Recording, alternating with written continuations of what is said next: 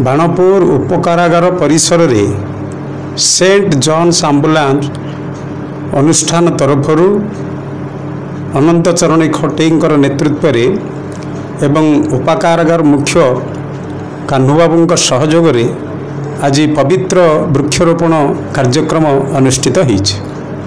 भारतीय संस्कृति रे वृक्ष को सबुबले पूज्य भाव ग्रहण करा जाई आसीछि। एबे मध्य प्रत्येक घरे आंबे तुलसी ठारू आरंभ करी आम्र बेल निंब एवं अन्य वृक्ष को आम वृक्ष देवता भाव में अँला इत्यादि को देवता भाव में पूजा करिवार आमर पर्वपर्वाणी जानी यात्रा रे देखा मिले।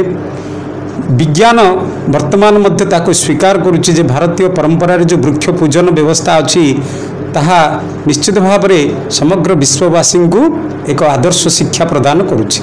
सांप्रतिक परिस्थिति रे पृथ्वीर अवस्था दिनकू दिन जेभली भाव में असंतुलित अवस्था को जाउछि प्राकृतिक व्यवस्था वृक्ष छेदन फल वर्तमान समग्र विश्व रे प्राकृतिक विपर्यय मान देखा मिलूँ।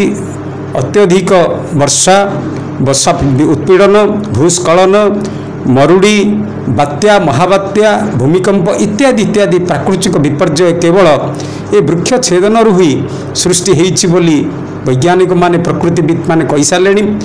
एवं दिनकू दिन तापमात्रा जेभली वृद्धि पाउछि एभली जदि वृद्धि पाए वृक्ष छेदन हुए वृक्ष ध्वंस हुए जंगल ध्वंस हुए ताले निश्चित दिन ना दिने पृथ्वी महाप्रलय घटिब एवं जीवजगत ध्वंस पाइजिव। सेथिपाई आगरू आमको व्यवस्था करापाई समस्ते सचेतन हवापाई सरकार तरफरु जनजा विभिन्न अनुष्ठान समाजसेवी अनुष्ठान तरफरु वर्तमान समग्र भारत वर्षर प्रत्येक कोण अनुकोण वृक्षरोपण कार्यक्रम चली से अनुसार आज बाणपुर उपकारागार परिसर रे मध्य वृक्षरोपण व्यवस्था करा। उपकारागार बाणपुर रे वन महोत्सव कार्यक्रम अनुष्ठित हो जाइछि। एथिरे मुख्य भूमिका रे निर्वाह करिसंती जने समाजसेवी एवं सामाजिक कर्मी बाणपुर श्री अनंत चरण खटेई तांकर तत्वावधान रे तांकर टीम समस्त सहयोग रे वृक्षरोपण कार्यक्रम करागला।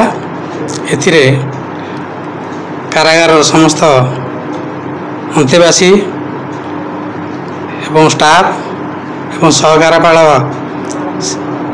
श्रीयुक्त कानुचरण मल्ल प्रभृति अंशग्रहण करथिले एवं यह सुचारूपे संपादन करागला। एथिरे परिवेश संबंधी समस्त प्रकार उपदेश एवं यार उपकारिता विषय रे भितरे अंतेवासी मानू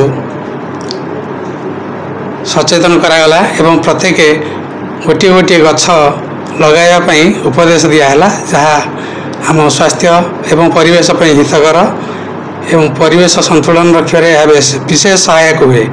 यह सुचारू रूपे कार्यक्रम संपादन करागला।